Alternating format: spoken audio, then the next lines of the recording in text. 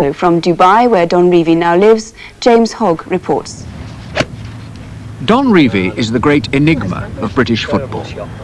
A man of fierce loyalty and patriotism, yet he brought on himself an onslaught of criticism when he deserted his post as manager of England at a critical moment and took a highly paid job in the Middle East. He has now lived there since 1977 in seemingly contented exile, with a luxurious house, servants, and the financial well-being his start in life so conspicuously lacked. Dubai is one of the tiny oil-rich emirates on the Persian Gulf, where traditional Arab ways of life are fighting a rearguard action against the arrival of vast wealth and the Western influences that have followed it. It was never like that when Don Revie was a boy. Born in Middlesbrough in 1928, he grew up through the period of the Jarrow March and mass unemployment in the northeast, and there seems little doubt that the hunger for success Don felt then was reinforced by the poverty and insecurity he experienced. It was very rough, very hard. Father was out of work for 2 years. I didn't have my first pair of football boots till I was 11.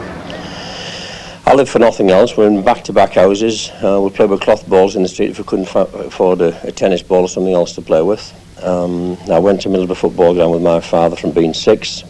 Wolf Meyer was one of my great idols. But really had to rough it in the days in the northeast when I was a kid. Don Revie played in the First Division when he was only 16.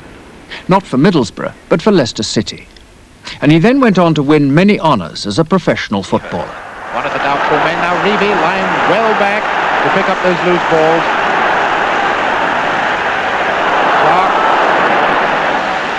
Revie calling for the ball. Revie to Hayes. It's back.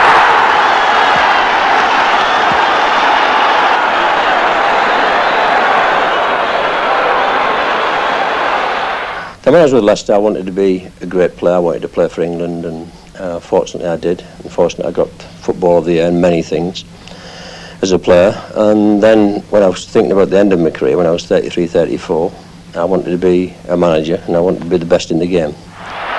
Arguably, that's what Don became at Leeds United, which he transformed from a struggling second division side into one of the greatest teams English football has seen. Leeds won almost every honour in the game, and in doing so, typified a new concept in football: professionalism. When I talk about professionalism, I talk about not having sex 2 nights before a match, and the players used to laugh at me, but that was the way I used to think, and the right foods, and the right steaks, and the right greens, and they want to learn every day something new, and that's how we were at Leeds United. That's why they were such a great side, and that great ability too. Don Revie's loyalty to his players was legendary, and no doubt helped to mould Leeds into a winning machine during his years with them. I don't think any team has been so close to managing players together. I loved every one of them. We would have died for each other during that period of 10 years. The staff, the players, everybody in the club. There was such a bond that nobody could break it. Because seeing you on the touchline in those days, you seemed to be suffering with them almost. Every ball, every tackle, everything. For 90 minutes I suffered with them. So is Pearson now. That was Shannon. After his triumphs at Leeds, Don was the logical successor to Sir Alf Ramsey as England manager. But, as in this 2-1 defeat by Scotland at Wembley in 1977, his results were disappointing. By now, Don faced the strong possibility that England would fail to make the World Cup finals the following year. A few weeks after this defeat, he shocked English supporters by taking a lucrative tax-free post as manager of the United Arab Emirates side. He thus left the job as England manager when the team had 2 qualifying matches for the World Cup to play and still a theoretical chance of getting to the finals. There were even rumours that he tried to get a golden handshake from the Football Association after he'd secretly fixed up his new job, rumours which he strenuously denies. Don now looks back on his departure for the Middle East as the low point of his life.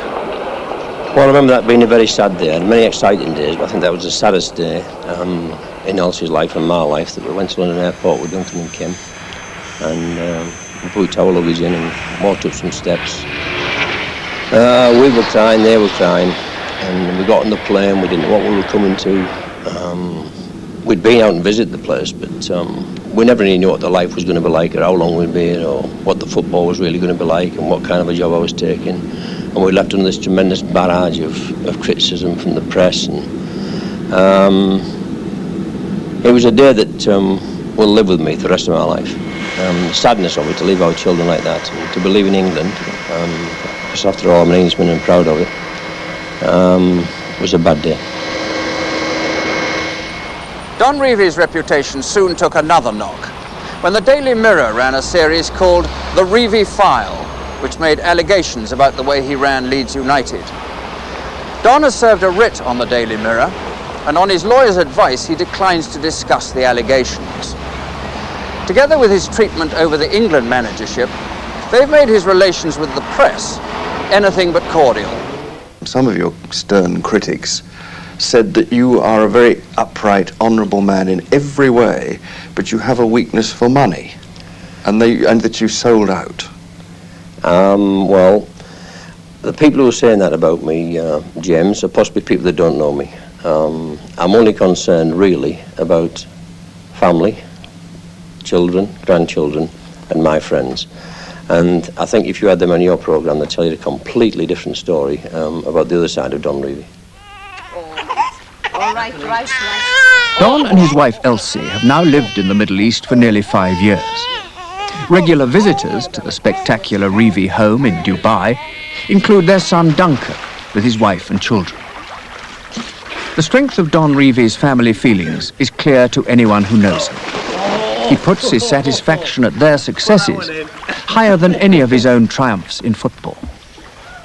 But the proudest moment of my life was when I went to Cambridge to see Duncan get his degree. To see him qualify in law and go through all the schools, Repton and Leeds Grammar School and things like this, and to see him that day get his degree was absolutely fantastic. What, even more than some of the great triumphs? Yeah, more than anything that I've ever had, yeah. At Leisureland, created at a cost of millions in the desert outside the capital, there's the kind of pool with wave machine you'd hardly think necessary with the warm blue waters of the Persian Gulf only minutes away. A skating rink is another matter.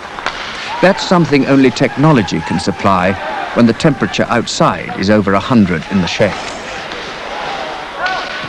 Leisureland is linked to the Al Nassr Football Club, which Don Revie has managed since leaving the Emirates national side. Though the players are all amateurs, Al Nassr's facilities are way beyond what English professional clubs can expect.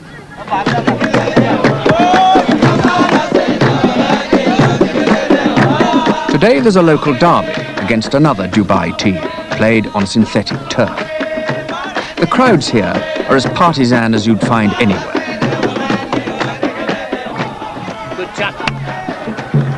Don's commitment to the game is as wholehearted as ever, but he admits he misses the special excitements of English Saturday afternoon football. The thing I miss most of all, I think, is the Saturday afternoon, when the ground used to be crackling at Leeds United at 2 o'clock, and there was all this excitement and buzz, and you know, the old tummy used to roll a bit, but you knew you got good players and a good team, and the whole place used to be electric, and I miss that. It was not to be Al Nassr's day. They lost 3-1. And in the dressing room afterwards, Don did what he even had to do sometimes at Leeds. Put the heart back into a beaten side. Right. We lost 3-1, but you've got to be honest with yourself. We gave 3 goals away, didn't we? Let's be honest. We gave them 3 goals start, really bad goals. But the thing about it, what you did, you went out the second half and you picked it up and you kept on battling and fighting. You got 1 back and you might have had 2 or 3 back. You might have got a draw at the game and finished on penalties. But it just didn't work out that way. So if you all have a couple of days rest now, come in Saturday night, we've a lot to talk about, many things, because next year we've a lot of work to put in, we've a lot more to learn, and the people that want to do it will be all right. Don's lifestyle is now that of an active man who no longer has to strain every nerve in the search for success. After several years in the Middle East, he has the kind of financial independence he must have dreamed of in his poverty-stricken boyhood in Middlesbrough. There's only one thing to spoil the idyll: the memory of not seeing the England team through to the bitter end of their World Cup campaign.